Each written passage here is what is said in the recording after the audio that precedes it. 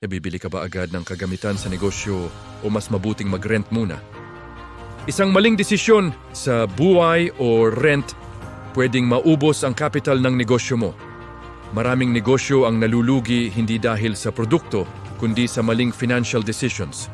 Ano ba ang ibig sabihin ng buy sa negosyo? Kapag bumili ka ng asset tulad ng equipment, sasakyan o building, ikaw ang magiging may-ari nito. Ano naman ang rent? Kapag nag-rent ka, nagbabayad ka lang para gamitin ang isang asset sa loob ng takdang panahon, pero hindi ito magiging pag-aari mo. Ang tunay na layunin ng buy or rent decision ay simple lang. Protektahan ang capital ng negosyo mo. Hindi lahat ng bagay sa negosyo kailangang bilhin agad. Minsan, mas matalino ang mag-rent muna habang sinusubukan mo pa lang ang business model mo. Halimbawa, gusto mong mag-food business. Bibili ka agad ba ng kitchen equipment worth 300,000 pesos? Or magre-rent muna ng shared kitchen habang tinitest mo ang market? Kung hindi pa stable ang kita ng negosyo mo, ang pagbili agad ng mahal na equipment ay pwedeng maging malaking risk. Isa pang halimbawa, delivery business. Kailangan mo ba agad bumili ng sasakyan? Pwede kang mag-rent muna ng vehicle o kumuha ng delivery partners habang pinapalago mo pa lang ang operations mo. Kapag lumaki na ang negosyo mo at stable na ang income, doon pa lang nagiging mas practical ang bumili. Maraming negosyo ang nagsasara dahil bumili agad ng kagamitan o pwesto na hindi pa naman kailangan. Resulta, malaki ang expenses, pero maliit ang income. Unti-unting nauubos ang kapital hanggang sa magsara ang negosyo. Tandaan mo ito, sa negosyo, hindi porket kaya mong bumili. Ibig sabihin, dapat mo nang bilhin.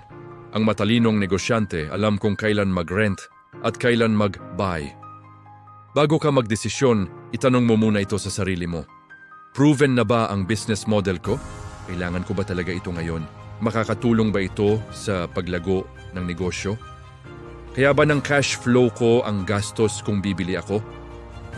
Kapag hindi malinaw ang sagot mo sa mga tanong na ito, baka hindi pa ito ang tamang panahon para bumili. Tandaan, ang matalinong negosyante hindi lang marunong kumita, marunong din magdesisyon kung kailan gagastos. Ako si Coach JJ, your business consultant. Hindi lang ako nagtuturo ng accounting. Tumutulong akong palakasin, ayusin at palaguin ang negosyo mo. Small business man yan o medium business, from startup hanggang expansion. Nasaan ka ngayon sa business journey mo? May negosyo ka na at gusto mo itong i-level up? Empleyado na may planong mag-business? Pa-start pa lang pero seryoso na? Comment your stage below. Owner. Planning. Starting. Huwag palampasin ang pagkakataong ito. I-message ako ngayon para sa business consultation at business promotion support. Simulan na nating palakasin ang iyong negosyo. Comment down below kung anong business topic ang gusto ninyong pag-usapan natin o mga business problems na kailangan ng simple solutions. Save this para may babalikan ka. Send this sa business partner mo. Follow, like, share for more real business strategies. Let's make your thinking big come true. Grind more King Queen. Hanggang sa muli, mga kanegosyo.